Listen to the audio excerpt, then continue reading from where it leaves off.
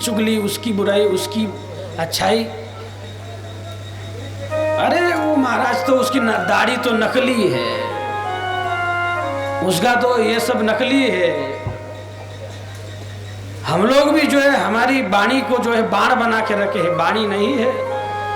बताते फिर रही है अड़ोसन पड़ोसन को कि मेरे भाई ने हीरे की नथ भेजी है, देखो देखो। महात्मा वहां से कहीं से आ रहे थे, कोई भिक्षुक महात्मा, उसने सुना, बुलाया, बेटी इधर आओ। वो बहन गई, प्रणाम किया, महाराज देखो देखो मेरे भाई ने मेरे लिए हीरे की नथ भेजी है। महात्मा ने कहा, बेटिया तेरे भाई ने तेरे लिए हीरे की नथ भेजी है, तुझे कितनी खुशी हो गई, लेकिन जिसने नाक तुझे दी है, कभी तूने उसका ढिंढोरा पीटा, कभी तूने उसका धन्यवाद दिया? अगर मेरे महादेव नाक यदि नहीं देते तो नथ कहां से पहनती? तो हम संसार का ढिंढोरा पीटे जा रहे हैं, भगवान का आज तक हमने धन्यवाद नहीं किया है।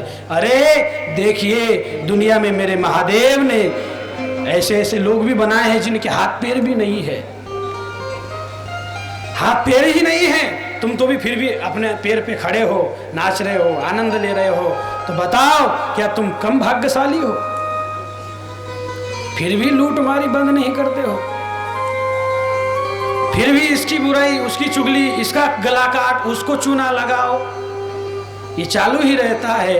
मेरे भाई बिंदुक की कथा ये कहती है कि हमें जीवन महापुरुषों की तरह होना, बनाना चाहिए, बनना चाहिए, बिंदुक की तरह नहीं।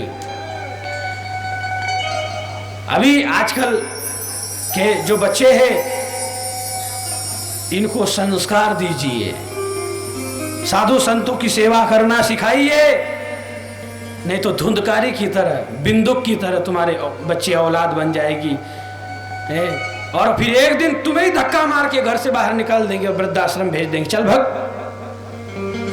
तुम्हारी बहू बेटियां तुम्हारा सेवा नहीं करती, क्यों? कारण कि तुमने संस्कार नहीं दिए। इसलिए बेईमानी का मत कमाओ, भगवान का मेहनत का कमाओ, प्रभु का नाम लेकर के कमाओ और उसमें का 10वां भाग दान में लगाओ, किसी गरीब की सेवा में लगाओ। सब महादेव का ही रूप है। ये कथा क्या है? ये भी महादेव का ही कार्य है। इसमें आपने 1-1 रुपया लगाया है, आपका जो है घर अन्न धन से भरेगा। अरे पगले, तू एक हाथ से देता है तो सारी दुनिया को दिखाता है और दिखता है, लेकिन जब मेरा महादेव देता है तो फिर किसी को दिखा करके नहीं देता, वो तो अवघड़ दानी है। जब देता है तो फिर वो बहुत अलग कृपा है उसकी। भोलेनाथ ऐसे है। ये बिंदु को ब्राह्मण बड़ा दुष्ट, अपनी पत्नी, इसकी एक पत्नी भी थी, नाम था उसका चंचुला देवी। क्या नाम था? अरे बोलो माताओं, आवाज आगे क्या रही पीछे की नहीं, सब मिलके यदि बोलेंगे तो कितनी आवाज आएगी। क्या नाम था? चंचुला देवी, बिंदुक की पत्नी, बड़ी ही पतिव्रता थी, भगवान महादेव की सेवा करती थी, प्रभु की भक्ति करती थी, धर्म का आचरण करती थी, लेकिन पति ने उसको छोड़कर रखा था, उसका ख्याल नहीं रखता था। ध्यान देना भाइयों, सजग रहो, सावधान रहो। आप लोगों के लिए भी एक बहुत बड़ा नियम है। जो लोग माताओं को अपमानित करते हैं, अपनी पत्नी का अपमान करते हैं, कहते हैं उस घर में लक्ष्मी कभी भी प्रकट नहीं हो सकती है।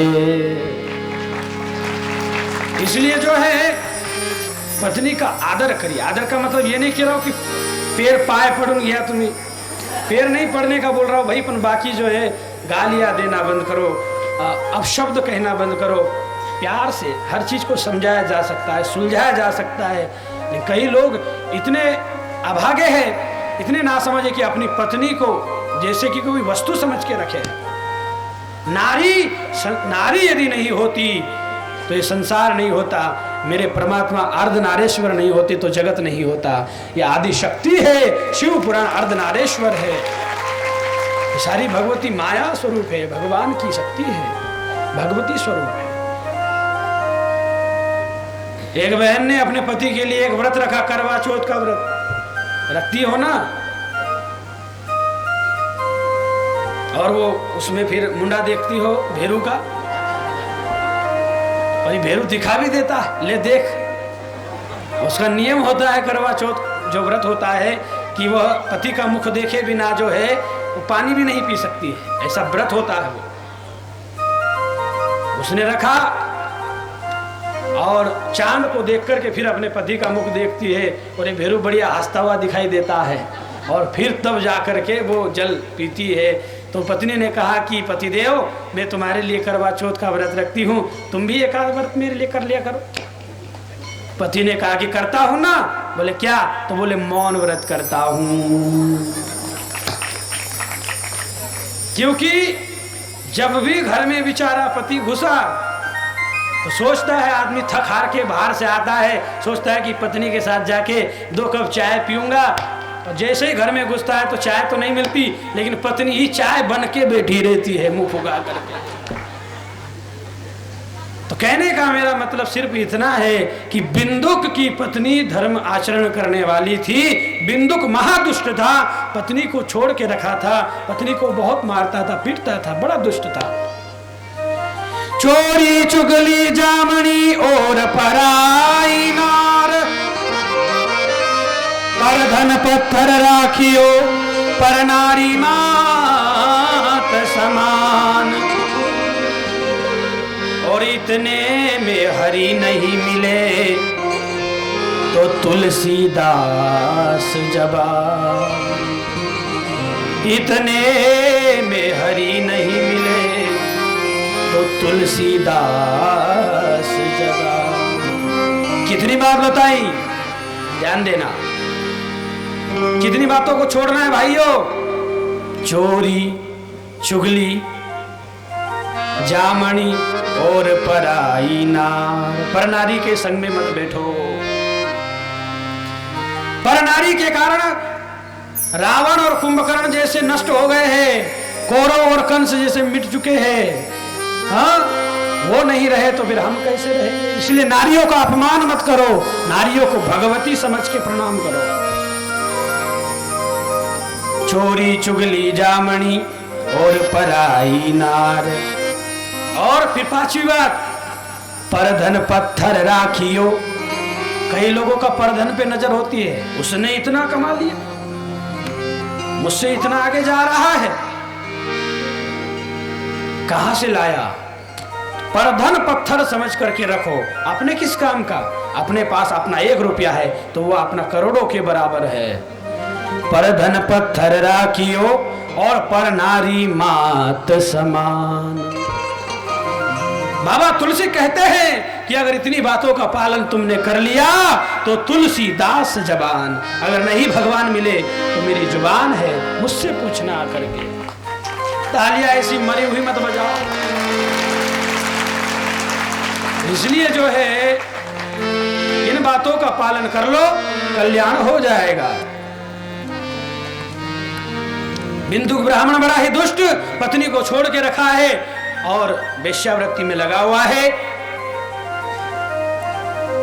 बिंदुक का अंत समय आया और ये बिंदुक ब्राह्मण शरीर को छोड़ के जब यमपुरी में गया। यमपुरी कहाँ है? बहुत ध्यान देना। हम सोचते अरे कहा यमपुरी होगी, कहा यमराज होगे, खाओ पियो मजा मस्ती करो, बस यही सोचते हैं। और क्या सोचते? खा रहे पी रहे सो रहे उठ रहे और बस उठ रहे चंदा वही धंधा है क्या जीवन में? तो बिंदुक जब मरकर के जब यमपुरी गया, ये यमपुरी कहाँ है? धरती के 99,000 योजन नीचे दक्षिण की दिशा में यमपुरी है, जहां पर 28 प्रकार के महाघोर नरक है। कितने प्रकार के? 28 प्रकार के महाघोर नरक है, जहां पर पापियों को अलग अलग जो है नरकों में डाला जाता है और वहां पर उनको बहुत अच्छी अच्छी फैसिलिटी मिलती है, बहुत अच्छी सुविधाएं उनके लिए यमराज ने वहां पर करी है। लेकिन उससे भी पहले एक बहुत भयानक परिणाम आता है। एक नदी आती है जिसका नाम है वैतरणी नदी। पापी हो या पुण्यात्मा हो, नरक में जाने से पहले एक नदी आती है, नाम क्या है? भूल गए। वैतरणी नाम की नदी है और ये नदी में बहुत गहरी खाई है और वो नदी जो है पूरी मलमूत्र से भरी हुई है।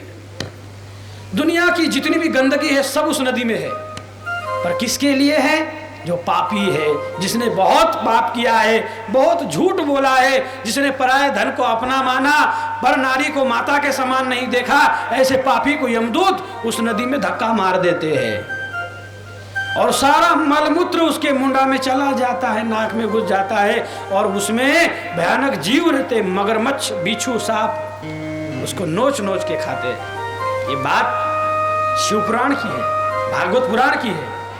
आप पढ़ के देखिए, आपको पता चलेगा कि एक एक पाप का क्या परिणाम होता है। सारा कुछ उसके मुख में चला जाता है और नोच नोच के उसको खाते हैं। अब आप कहेंगे महाराज हमारा शरीर तो छूट गया, फिर वहां कष्ट किसको हो रहा है? तो भैया हमारा शरीर एक नहीं है। ये जो हमारा पंच भौतिक शरीर है ना, ये हमारा स्थूल शरीर है। इसके भीतर और भी शरीर है, सूक्ष्म, कारण, महाकारण, ऐसे 3 प्रकार के शरीर और है। ये आत्मा जब यहाँ से छूटती है उन शरीरों को धारण करके वहां जाती है। जो कष्ट इस शरीर को होता है इससे भयानक कष्ट उसको होता है, उस आत्मा तो अजर अमर है, पर उसको कर्मों के द्वारा उसको वह दंड मिलता है। फेंक देते हैं वैतरणी में, कष्ट उठाता है। और कोई यदि पुण्यात्मा हुआ, खूब महादेव के ऊपर बेलपत्र चढ़ाया हुआ है, खूब भगवान पर लोटा जल चढ़ाया हुआ है, खूब माता पिता की सेवा करी है, खूब अपने बड़े बुजुर्गों का आदर सम्मान किया है,